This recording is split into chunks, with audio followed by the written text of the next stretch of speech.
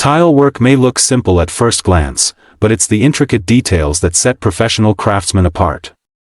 In the first video, we see the skillful application of grout in tile joints. It's not just about filling spaces, it's about creating smooth, seamless lines that enhance the visual flow of the floor or wall. Every movement is deliberate, as the craftsman carefully applies the grout, ensuring no gaps, no overfill, and no mess.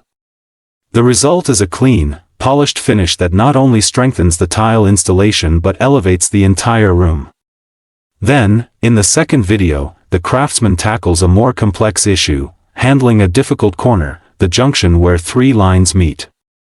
This isn't just about aesthetics, it's about functionality and precision. The corner is meticulously measured, cut, and sealed, ensuring a smooth transition from one surface to another. It's this level of detail that makes the difference between a good job and an exceptional one.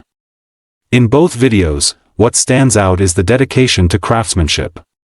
It's not just about getting the job done, it's about doing it right, with patience, skill, and attention to every little detail. The work might be slow and careful, but it's this commitment to perfection that ensures the results are not only beautiful but built to last.